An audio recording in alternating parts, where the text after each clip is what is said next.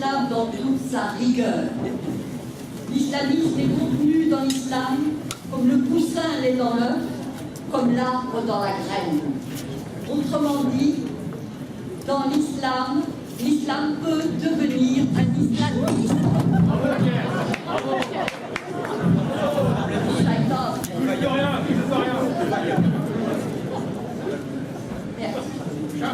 Donc là,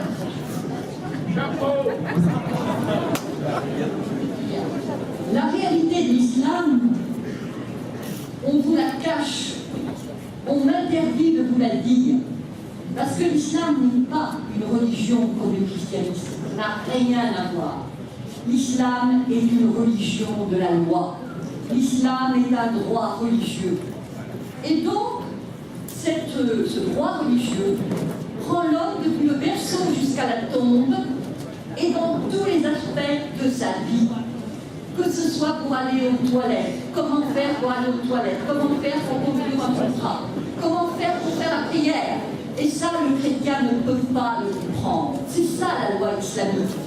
Le chrétien, quand il fait la prière, il a dans son lit, oh Seigneur, peut-être que je réussisse mon examen. On nous dit, peut-être il fait signe de la croix, mais quand il fait froid, il a les mains en dessous de la couverture.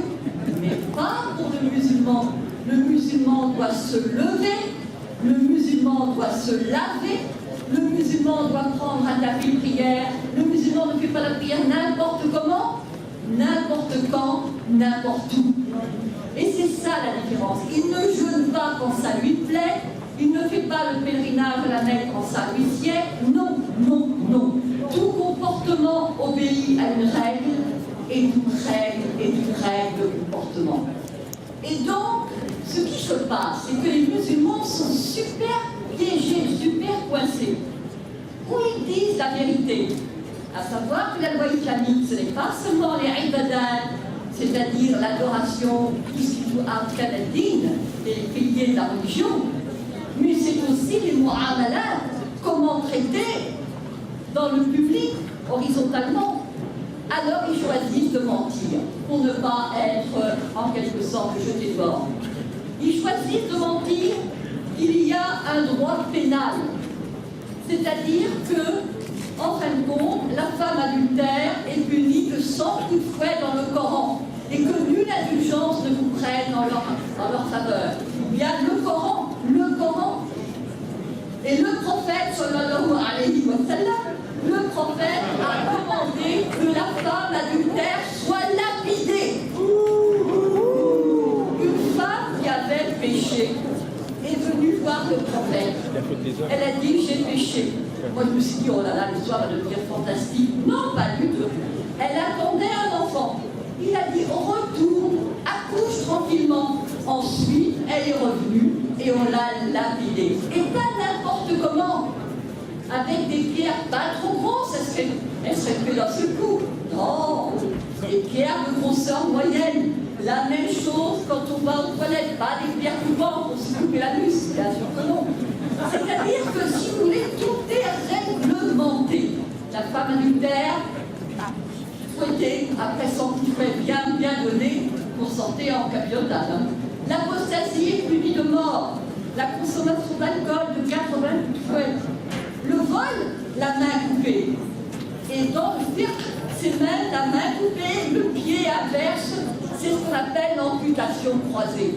Alors les musulmans, parce que ça fait partie de leur droit religieux, choisissent de dire non, nous sommes comme les chrétiens. C'est pareil, les fils d'Abraham, patati patata. Alors, on les accueille. Je leur dis liberté. Oui, liberté.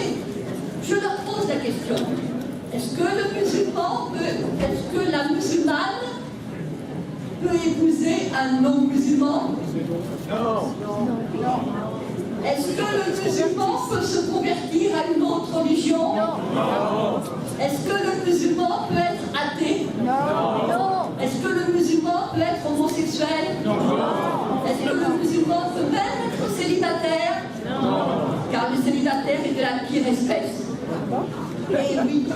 Est-ce que pas de monachisme en islam? Alors je ne dis pas les curés, les moines, enfin les curés on ne sait pas, mais les moines en tout cas, ils passeraient un mauvais quart d'heure.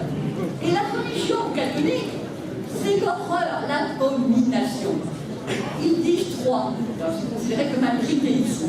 Donc, il serait zigouillé. Et quant à la messe, alors là, la messe, boire le pain transformé en corps du Christ, mais c'est de l'anthropophagie.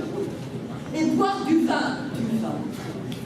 C'est-à-dire que tout est quelque chose, horreur, horreur, horreur. Ce sont des mouchericounes, des associateurs, et c'est najas. Najas, c'est-à-dire impureté, saleté, cochonnerie.